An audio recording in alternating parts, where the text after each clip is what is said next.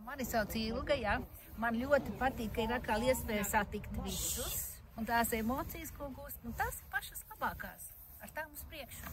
Es kārtējo reizi pārliecinos, ka Igauni ļoti mierīgi neizrāda savus sasniegumus, bet tos panāk un dara.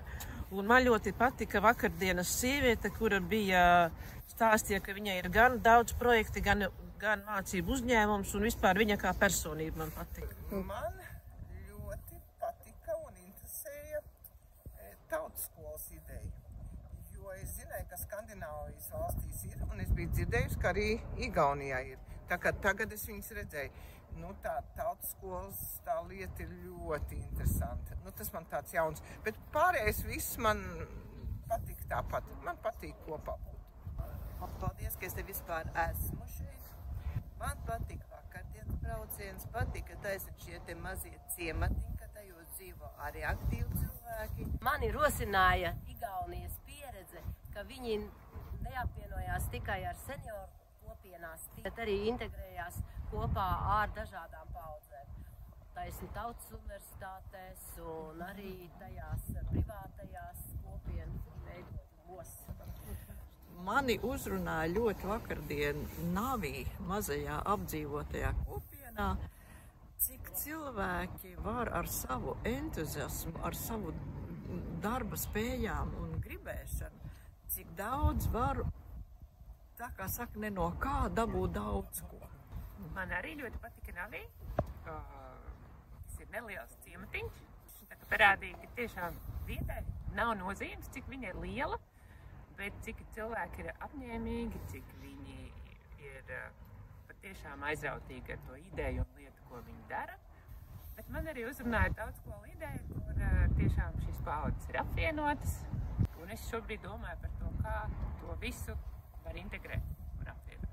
Mans iespējas ir, kopumā viss ļoti labi, piepildas programmā, kur ir sagatavota, tas jau priecē, bet galvenā mans tas varbūt ieguvums no vakardienas ir tā ideja, ka, ja mēs gribam drošību mūsu sabiedrībai, mums jāuztaisa tā kā miedarbība starp cilvēkiem, lai mēs justos droši, mums vajag, lai cilvēki uzticētos viens otram, pazist labāk viens otru, un tad mums būs saliedētība, sabiedrība un drošība.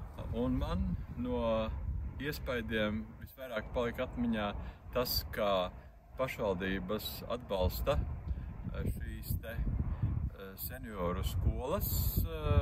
Vairāk arī iepatikās tas, kā vakar stāstīja bijušais domas priekšsēdētājs, kā viņi atbalsta seniorus, līdzīgi kā tas ir mūsu novadā. Viņš norādījis to, ka vienkārši jānāk ir pie manis, jārunā, ko jūs gribat, un mēs jūs atbalstīsim. Man vislabāk patika Pilva. Bija tā tuvāk pie mums viss, tā lektori, jā. Bija tik atvērta un deva mums tādu ieskatu, kad ar savu iniciatīvu, ar gribspēku var panākt ļoti daudz. Man principā šīs dienas Igaunijā pierādīja to, ka mēs daudz ko arī darām tā.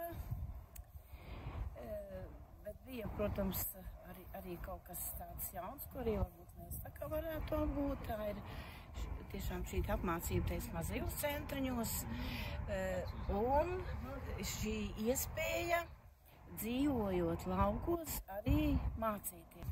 Mums pietrūkst infrastruktūras, mums pietrūkst finanses, vēlētos vairāk valsts un pašvaldības atbalstu.